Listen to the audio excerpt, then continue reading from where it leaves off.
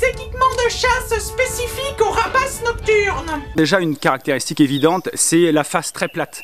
Il se trouve que les rapaces nocturnes chassent essentiellement grâce à l'ouïe, et cette face plate va faire office de parabole pour capter vraiment les sons de l'entourage, et ensuite la disposition des plumes va canaliser les sons jusqu'aux oreilles. Les oreilles sont en décalé, de manière à ce que le son n'arrive pas tout à fait au même moment dans chaque oreille, et ça permettra à ces rapaces de localiser avec une précision redoutable la position exacte de la source du bruit. Donc ça leur permet de chasser vraiment dans une obscurité quasi totale et de repérer des proies qui seraient en train de se déplacer, même sous un petit tapis de feuilles mortes, voire même pour les rapaces nordiques sous un tapis de neige, et de capturer la proie à travers ce tapis de neige. Bref, les rapaces nocturnes ont une super ouïe. Seulement la vue est quand même très importante aussi, parce que dans une nuit sans vent, les arbres, et notamment les troncs, ne font pas de bruit, il faut quand même bien les éviter. Donc l'ouïe va être utilisée pour localiser les proies. En revanche, la vue va quand même servir. Donc les rapaces nocturnes ont une excellente vue. Ils peuvent même parfaitement se déplacer le jour. Simplement le jour, ça les intéresse moins parce qu'il y a déjà du monde sur le créneau micro-mammifère. Les yeux en fait vont être très sensibles aux moindres rayons lumineux. La lumière des étoiles suffit déjà à ce que pour eux il y ait une grande clarté dans la nuit.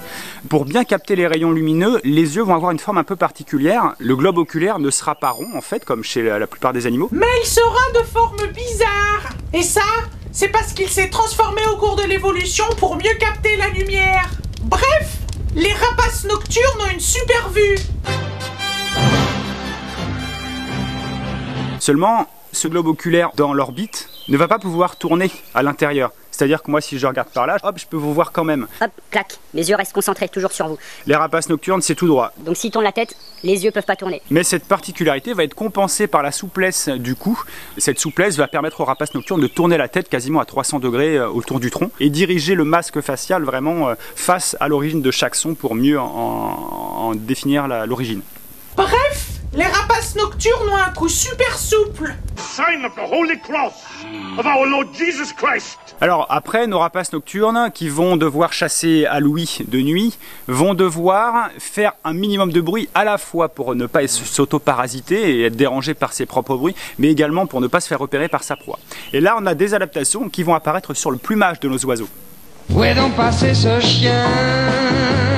Oh, ça y est, je le vois. Voilà ici deux plumes de rapaces. Rapace diurne, la buse variable, et voilà ici une plume de rapace nocturne qui est l'effraie des clochers. Il se trouve que chez nos rapaces nocturnes, les plumes des ailes et de la queue sont recouvertes d'un très fin duvet qui les rend très douces, et ce qui permet d'ailleurs quand on trouve une plume de savoir instantanément si on a affaire à un rapace nocturne. Ce petit duvet sur le dessus des plumes va absorber... Oh, ce postillon! Mais c'est dégueulasse! Ravale ça tout de suite! Je préfère ça! Reprenons! Ce petit duvet sur les plumes va permettre d'absorber complètement les sons et limiter les bruits du frottement de l'air en fait dessus. On a également sur les premières rémiges, ce qui n'est pas le cas de cette plume là, donc les premières rémiges, celles qui vraiment pénètrent dans l'air sur le côté de l'aile, vont être munies d'un petit peigne sur le dessus qui va permettre également d'absorber les bruits et rendre le vol quasiment totalement silencieux.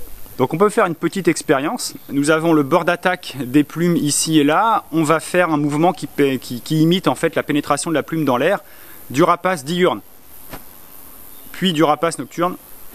On n'a pas bien entendu la différence. Recommence. On va arranger ça discrètement en post-prod.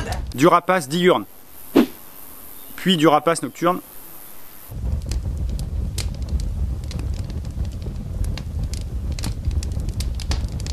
Bon, en plein dans le mille, je l'ai mon perdreau. Ah non, c'est un corbeau, comment que ça s'appelle? Bon, en plein dans le mille. Oh mais qu'est-ce que ce chat faisait là?